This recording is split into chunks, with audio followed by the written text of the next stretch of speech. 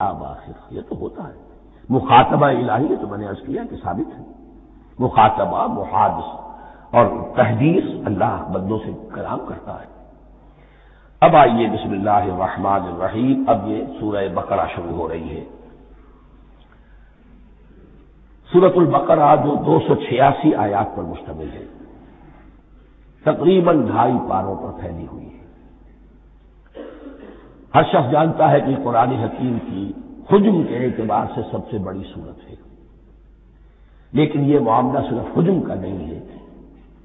نبی اکرم صلی اللہ علیہ وسلم نے اسے سنام القرآن قرار دیا ہے۔ آپ نے فرمایا لکل شیء سنام، ہر چیز کی ایک چوٹی ہوتی ہے، جیسے اونٹ کا کوہان ہوتا ہے۔ سنام القرآن البقرہ، سنام القرآن قرآن کی چوٹی جو ہے وہ سورۃ البقرہ ہے۔ یہ نوٹ کر لیجئے جو میں نے کل آپ کو جو مختلف مکی اور مدنی صورتوں کے گروپوں کے بارے میں بتایا تھا کہ یہاں سے اب پہلی منزل بھی شروع ہو رہی ہے اور پہلا گروپ بھی شروع ہو رہا ہے، اور اس کے ساتھ جو اگلی صورت آئے گی وہ اس کا جوڑا ہے، سورہ آل عمران، جس کی سب سے نمایاں علامت یہ نوٹ کیجیے، یہ بھی الف لام میم سے شروع ہوئی، اگلی بھی الف لام میم سے شروع ہوگی۔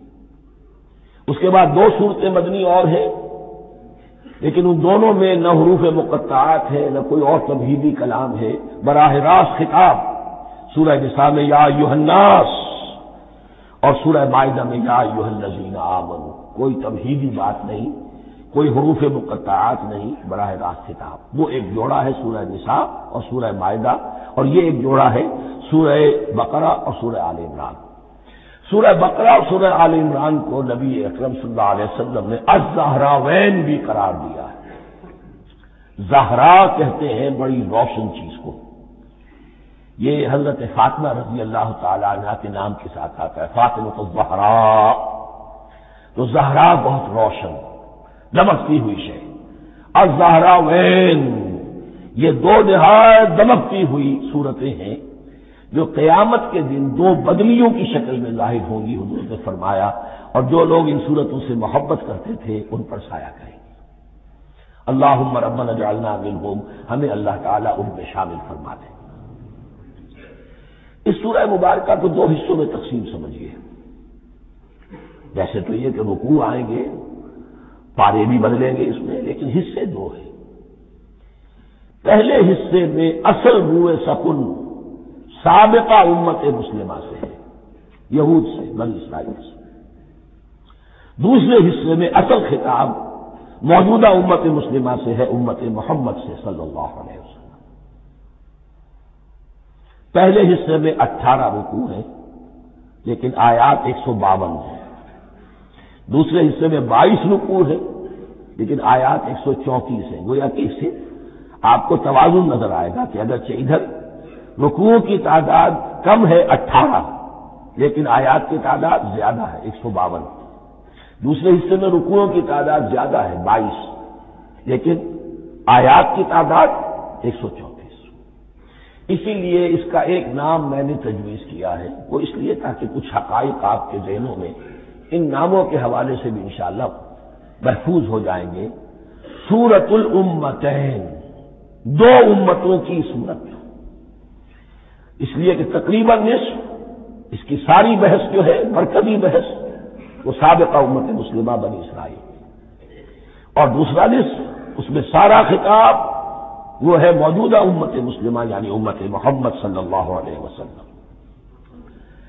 اس کا جو پہلے 18 رکوع ہے یا پہلا حصہ ہے، اس کے اندر ڈویژن فردر ہوگی ورٹیکل، عمودی، پہلے 4 رکوع، پھر 10 رکوع، پھر 4 رکوع۔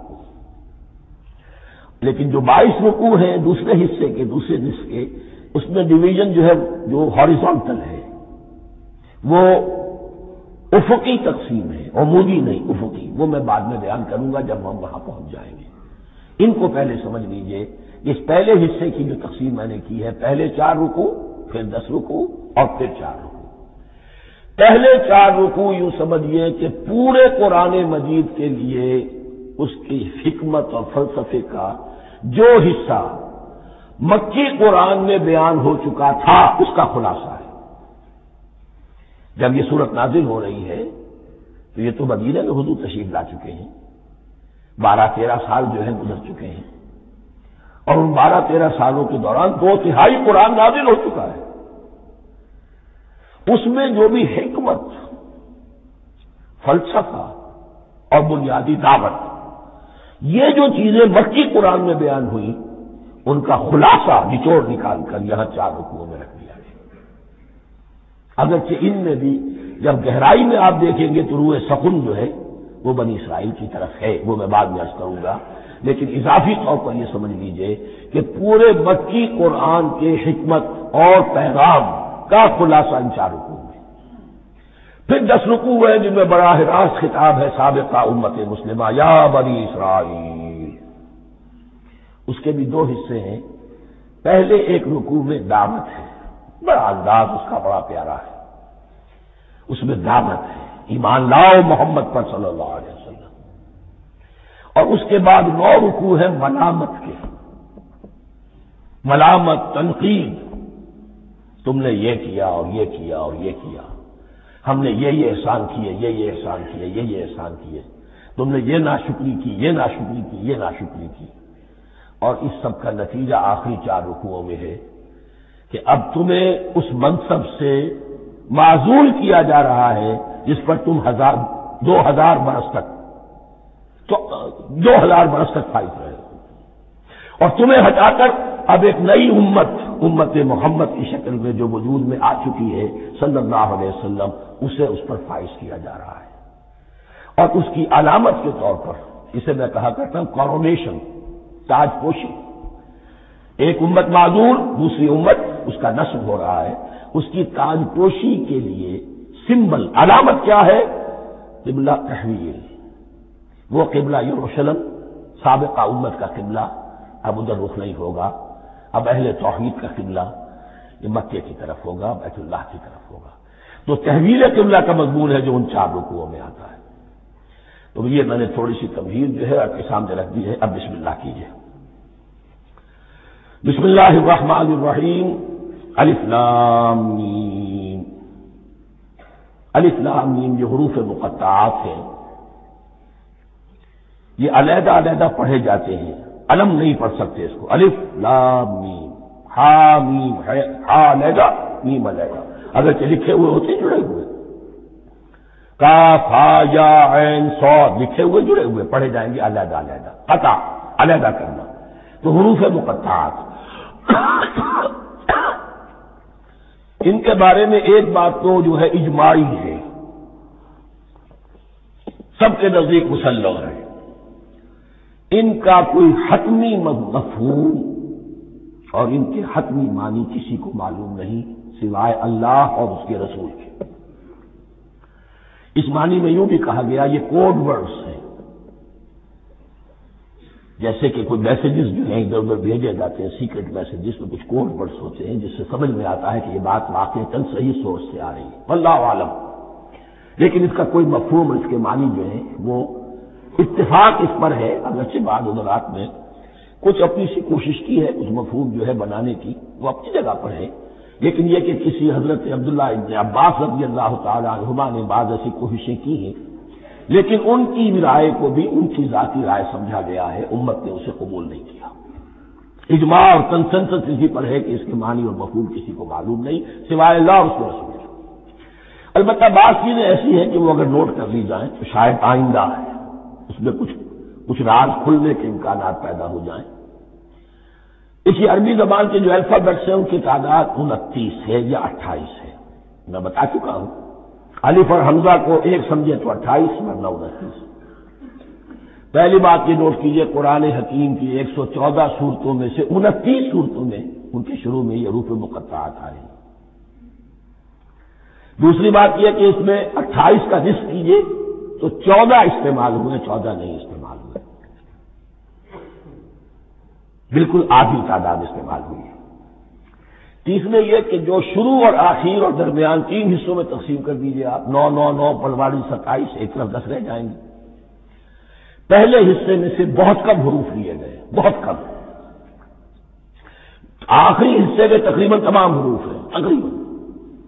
درمیانی حصہ وہ ہے کہ جس میں آپ نے دیکھا ہے کہ عربی میں جوڑوں کی شکل میں ہے. صاد ضاد فرق کیا ہے نقطے کا, سین شین فرق کیا ہے نقطوں کا, را زا فرق کیا ہے نقطے کا. تو جو بھی نقطے والا لفظ ہے وہ نہیں لیا گیا اور جو بغیر نقطے کے غیر منقوط ہے وہ لیا گیا. پھر اس میں 3 صورتیں ہیں جن میں ایک ایک حرف آیا ہے. سورہ قاف, سورہ نون, سورہ صاد.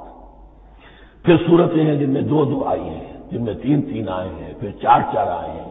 2 ہی صورتیں ہیں جن میں 4 ہیں اور 2 ہی صورتیں جن میں 5 ہیں. تو یہ ہے صرف یوں سمجھیے کہ اعداد و شمار. اس کے حوالے سے کچھ آدمی غور کرے تو شاید کوئی بات نکلے. باقی وہ مثال میں آپ کو بتا دیتا ہوں کہ حضرت عبداللہ ابن عباس نے ایک رائے ظاہر کی کہ الف لام میم در حقیقت ایک جملے کا خلاصہ ہے. انا اللہ اعلم, پہلا لفظ انا اس کا الف لے لیا, درمیانی لفظ اللہ اس کا درمیانی لام لے لیا, تیسرا لفظ اعلم یہ آخری لفظ ہے, آخری حرف میم لے لیا. انا اللہ اعلم, میں اللہ جانتا ہوں. واللہ اعلم, واقعتاً اللہ ہی جانتا ہے. یہ حضرت عبداللہ ابن عباس کی رائے ہے, لیکن اگرچہ انہیں حبر الامت مانا گیا ہے, لیکن یہ کہ ان کی اس رائے کو بھی اکثر و بیشتر مفسرین نے قبول نہیں کیا. اب جو پہلے 2 رکوع ہیں اس سورہ بقرہ کے, ان کے بارے میں تعویل عام اور تعویل خاص کا ایک بڑا بنیادی فرق ہے جو نوٹ کر لینا چاہیے. جس وقت یہ صورت نازل ہو رہی ہے, میں عرض کر چکا ہوں کہ 12 سال ہو چکے تھے حضور کو اپنا فریضہ نبوت و رسالت ادا کرتے ہوئے. ایک جماعت اچھی بھلی تیار ہو چکی تھی جنہوں نے حضور کی دعوت پر لبیک کہا, ایمان لائے اور آپ کی تعلیمات پر عمل کیا. وہ ایک گروہ موجود تھا. یہ ابو بکر ہے, یہ عمر ہے, یہ عثمان ہے, یہ طلحہ ہے, یہ زبیر ہے, یہ عبد الرحمن ابن عوف ہے, یہ مصعب بن عمیر ہے, دیکھ لو. اور ایک گروہ وہ تھا کہ جو حق کو جان کر پہچان کر محض اپنی ضد اور حد درمی کی باعث وہ کفر پر آ گیا. اور اب ایک تیسرا گروہ پیدا ہو رہا تھا مدینے میں آ کر. وہ ابھی ایمبریونک سٹیج میں ہے کہ جو داعی ہے, مدعی ہے کہ ہم مانتے ہیں لیکن حقیقت میں نہیں مانتے. یہ 3 قسم کے گروہ دنیا میں ہمیشہ پائے جائیں گے, ہمیشہ. اب اسے میں اس کو لا رہا ہوں تعویل عام کی طرف. جب بھی کبھی کوئی دعوت اٹھے گی انقلابی, ایک ہوتا واعظ و نصیحت, ٹھیک ہے, جس نے بھی فائدہ اٹھایا اٹھا لیا. ایک ہوتی ہے دعوت انقلابی. وہ انقلابی دعوت کا ہدف ہوتا ہے نظام کو بدلنا.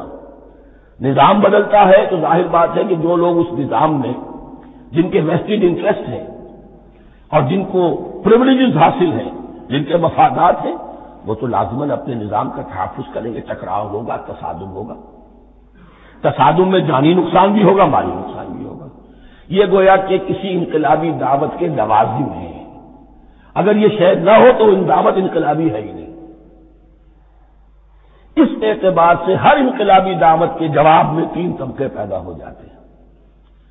ایک وہ کہ جو اس دعوت کو قبول کرتے ہیں دیانت کے ساتھ, خلوص کے ساتھ, اخلاص کے ساتھ, اور پھر پوری جواں مردی کا ثبوت دیتے ہیں ہر کے بعد آباد. اب جو آئے سو آئے, جان دینی پڑے حاضر ہیں, مال دینا پڑے حاضر ہیں. کوئی تکلیف آئے, کوئی مشقت آئے, کوئی مصیبت آئے, کوئی قربانی کرے حاضر. جب پکارا گیا واپس نہیں پھیرا کوئی فرمان جنوں کا, اور تنہا نہیں لوٹی کبھی آواز جرس کی. خیریت جا راحت تن صحت داما, سب بھول گئی مصلحت اہل حوث کی. ایک وہ لوگ ہوتے ہیں, ایک وہ لوگ ہوتے ہیں کہ جو اڑ جاتے ہیں ضد پر, حق درمی پر, ماننے کے باوجود, جاننے کے باوجود کہ بات تو ٹھیک ہے جو کہہ رہے ہیں. کیسے مان لیں؟ ہماری سیادت, ہماری چودراہٹ, ہمارے مفادات, ہمارے یہ ساری چیزیں ان سب کے اوپر زد پڑ رہی ہے. یہ لوگ اڑ جاتے ہیں اور پھر کوئی دعوت, کوئی نصیحت, کوئی مزید افہام و تفہیم ان کے حق میں مفید نہیں ہوتی. اس لیے کہ صحیح بات ہے جو کہتے ہیں کہ سوتے کو تو جگایا جا سکتا ہے, جاگتے ہو کیسے جگائے؟ کوئی سویا ہوا ہے تو آپ کو جگا دیں گے, جو جاگا ہوا ہے لیکن وہ بنا ہوا ہے، وہ اٹھنے کو تیار ہی نہیں ہے، تو آپ کیسے اٹھا دیں گے اس کو؟ تو جو لوگ جان بوجھ کر حق کو پہچان کر رد کر دیتے ہیں، پھر ان کے حق میں کوئی دعوت، کوئی نصیحت، کوئی تبلیغ، کوئی انذار، کوئی تبشیر مفید نہیں ہے۔ تیسرا درجہ ایسے لوگوں کا ہوتا ہے جو یا تو شروع میں آتے ہی شرارت کے ارادے سے، کوئی مصلحت ہے جس کی وجہ سے اس دعوت کو قبول کر لیا، کوئی ذاتی منفعت ہے جس کے لیے قبول کر لیا، یا یہ کہ شروع میں تو اخلاص کے ساتھ آتے ہیں لیکن جب قربانی دینے کا وقت آتا ہے تو ان کے اندر سیرت و کردار کی وہ مضبوطی نہیں ہوتی کہ ہر سے بعد آباد، یہ نہیں ہوتی، وہ پھر ڈگمگاتے رہتے ہیں، کبھی کچھ چلے پھر کہیں چھٹک کر رہ گئے، پھر کہیں کچھ چلے پھر چھٹک کر رہ گئے۔ یہ تیسرا طبقہ ہے کہ جو کہتا ہے دعوی مدعی ہے کہ ہم نے مانا ہے، قبول کیا ہے، بات ٹھیک ہے، کچھ تھوڑا بہت چلتے بھی، لیکن جہاں مشکل آئی چھٹک کر کھڑے ہو گئے، عہدے منہ گر پڑے۔ یہ تیسرا طبقہ ہے۔ اس کے لیے لفظ ہمارے ہاں منافقین بھی ہے، لیکن اس رکوع میں آ کر ابھی ان 4 رکوعوں میں نہیں بلکہ سورہ بقرہ میں مکمل میں بھی کہیں نفاق کا لفظ نہیں آیا ہے، اس لیے کہ اب سے مرض سے تعبیر کیا گیا۔ یہ مرض ہے ایک، اور اس مرض کے ذریعے سے لوگوں کے اندر جو ہے وہ ایک نفاق کا بیج پڑ رہا ہے، جو ظاہر ہوگا کہ منافقت پوری کی پوری کھل کر سامنے آ جائے گی۔ لوگ ہے انسانی شخصیت کا، اس حوالے سے وہ تیسری، اور یہ چونکہ اہم ترین حصہ تھا اور یہ مرض اب شروع ہو رہا تھا، مدینے میں، مکے میں نہیں تھا، لہذا زیادہ تفصیل سے اس کے بارے میں گفتگو ہوئی۔ اب ان 2 رکوعوں کا سلسلے وار مطالعہ انشاءاللہ اس دوسری نشست میں کریں گے۔ دوسری نشست سے مراد یہی ہے ابھی